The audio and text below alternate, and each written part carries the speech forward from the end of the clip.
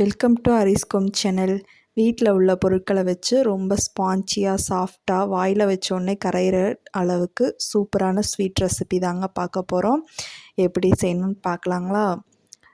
அதுக்கு தேவையானது பார்த்திங்கன்னா, வெள்ளை ரவை, வறுத்த ரவையாக எடுத்துக்கோங்க. 1 கப் எடுத்துக்கோங்க. எந்த கப்பில் அளவுகள் எடுக்கிறீங்களோ அதே கப் எடுத்துக்கலாம். நீங்கள் எந்த கப் வேணாலும் தாராளமாக எடுத்துக்கலாம்.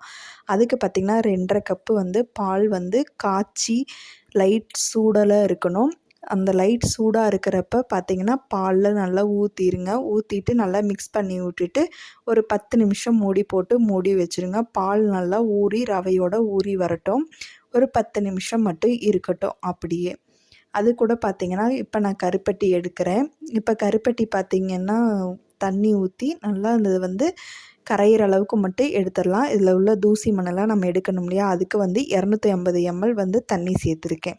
சேர்த்துட்டு இப்போ பார்த்திங்கன்னா பாருங்கள், கரைஞ்சி ஆரம்பிச்சிருக்கு. இப்போ பாருங்கள், கரைஞ்சிருச்சு ஃபுல்லாகவே. இது கரைஞ்சதுக்கப்புறம் நம்ம பார்த்திங்கன்னா இது ரவையுமே ஊறி வந்துருச்சு. பாருங்கள் எந்த அளவுக்கு பால் ஊற்றணும், எந்த அளவுக்கு ஊறி வந்திருக்குன்ட்டு. இப்போ கரெக்டாக ஆயிடுச்சு. இப்போ ஸ்டவ் ஆன் பண்ணிவிட்டு இப்போ நம்ம வடித்து வச்சுருக்க அந்த கருப்பட்டியை தண்ணியை இதில் லிக்விடை சேர்த்துக்கலாம். பாருங்கள் ரவை எந்த அளவுக்கு ஊறி இருக்குன்னு இப்போ உங்களுக்கு பார்த்தாலே தெரியும். இப்போ இந்த கொதிக்கிற ஸ்டேஜில் இப்போ ரவையை அப்படியே சேர்த்துடலாம். கொஞ்சம் தெறிக்கும். அடுப்பை லோ ஃப்ளேமில் வச்சுக்கோங்க. இப்போ பார்த்திங்கன்னா ஃபுல்லாக சேர்த்ததுக்கப்புறம் கட்டி இல்லாமல் கிளறி விடுங்க. அடுப்பை லோ ஃப்ளேம்லேயே இருக்கட்டும். நல்லா பாருங்கள், இந்தளவுக்கு நல்லா கட்டி இல்லாமல் நல்லா இப்படி கலந்து விட்டுருங்க. வெள்ளை பாகோடு இது கலந்து வரணும். கலந்து வந்ததுக்கப்புறம் 3/4 பதத்துக்கு வந்ததுக்கப்புறம் இப்போ 2 டேபிள் ஸ்பூன் நெய் சேர்த்துடலாம். நெய் சேர்த்துட்டு லோ ஃப்ளேம்லேயே வச்சு ஒரு 5 நிமிஷம் போல் நல்லா கிளறி விடுங்க. கடாயில் ஒட்டாமல் வரணும்.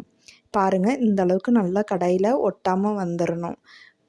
இப்படி எடுத்து விட்டோன்னே இந்த அளவுக்கு ஒட்டாமல் வந்துருச்சு. பாருங்கள், நெய் தடவி ஒரு 5 நிமிஷம் இருக்கட்டும் அடுப்பில். அவ்வளோதான், சூப்பராக ரெடியாகி வந்துருச்சு. பாருங்கள் எந்த அளவுக்கு கடாயில் ஒட்டாமல் வருதுன்னு. இது அப்படியே நெய் தடவின பிளேட்டுக்கு அப்படியே மாற்றிடலாம். மாற்றிட்டு இந்த மாதிரி எடுத்து விட்டுட்டு ஸ்பூனை வச்சு இந்த மாதிரி எல்லா பக்கமுமே நல்லா தட்டி விட்டுருங்க. இந்த மாதிரி தட்டி விட்டதுக்கப்புறம் ஒரு 10 நிமிஷம் ஆற விட்டு பீஸ் போட்டு எடுத்து சாப்பிட்டு பாருங்கள். வாயில் வச்சோடனே கரைஞ்சிரும். அவ்வளோ ஒரு மெல்ட் ஆயிருங்க. சாஃப்ட் அண்ட் ஸ்வீட்டாக இருக்கும். இந்த ரெசிபி வீட்டில் உள்ள பொருட்களை வச்சே கண்டிப்பாக ட்ரை பண்ணி பாருங்கள். உங்களுக்கு எல்லாத்துக்குமே பிடிக்கும். இந்த வீடியோ பிடிக்கும் நம்பரை பிடிச்சிருந்தால் நம்ம சேனலை லைக் பண்ணி ஷேர் பண்ணி சப்ஸ்கிரைப் பண்ணுங்கள். உங்கள் ஃப்ரெண்ட்ஸ் அண்ட் ஃபேமிலியோட இந்த வீடியோவை ஷேர் பண்ணிக்கோங்க. தேங்க்யூ ஃபார் வாட்சிங்.